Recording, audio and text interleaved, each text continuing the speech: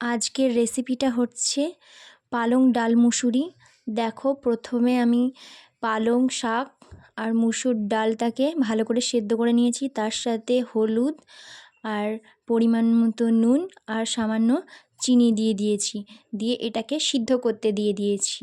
তোমরা যেরকম পালং শাক দেবে সেই পরিমাণ অনুযায়ী মুসুর ডালটাকে দিয়ে দেবে, আর এটাকে ভালো করে সিদ্ধ করতে হবে। দেখো, মোটামুটি অনেকটাই ফুটে গেছে এবং সিদ্ধটাও ভালোভাবে হয়ে গেছে মনে হচ্ছে। আর এটাকে একটু ভালোভাবে সিদ্ধ করে নেবে, যেহেতু পালং শাক এবং দুটোই আছে। এরপর আমি এটাকে নামিয়ে নেব। নামানো হয়ে গেছে। এরপর আমি কড়াইয়ে তেল দিয়ে, তারপরে তেলটা গরম হয়ে এলেই আমি তার সাথে একটা চেরা কাঁচা লঙ্কা দিয়ে দেব এবং তার সাথে আদা পেঁয়াজ রসুন বাটা পেস্টটা একসাথে ঢেলে দেব। এরপর আমি এটা দেওয়ার পর যেহেতু আমি সব কিছুই চিনি হলুদ দিয়ে দিয়েছি, তাই সেরকম কিছু দেওয়ার প্রয়োজন মনে করছি না।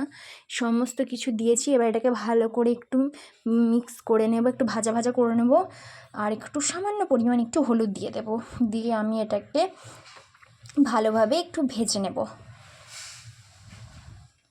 ভালোভাবে এই আদা রসুন বাটা পেস্টটা ভালো করে ভেজে নিয়ে যাবে। খুব সামান্য অল্প উপকরণ দিয়েই এটা তৈরি হয়ে যাবে।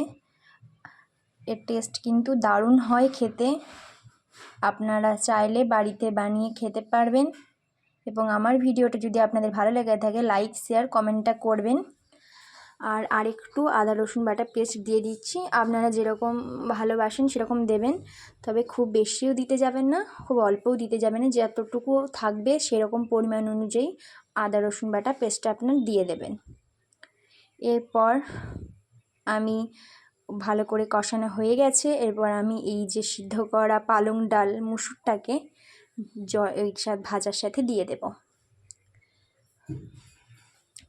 এবার এটাকে খুব ভালোভাবে নেড়ে নেব।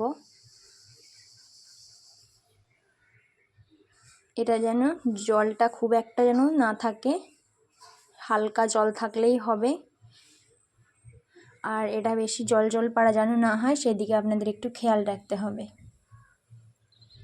এবার এটাকে কিছুক্ষণ ভালো করে নেড়ে নিতে হবে, যাতে আদা রসুন বাটা পেস্টটা চারিদিকে ভালো করে ওর সাথে মিক্সড হয়ে যায়। এরপর কিছুক্ষণের জন্য এটাকে রেখে দিতে হবে। তারপরে আপনাদের রেডি হয়ে যাবে পালং ডাল মুসুর। এরপর আমি গরম ভাতের সাথে এটাকে নিয়ে নিয়েছি। দুর্দান্ত খেতে, গ্রাম বাংলায় এটা আমরা মা ঠাকুমারা প্রায় করে থাকেন, অপূর্ব স্বাদ।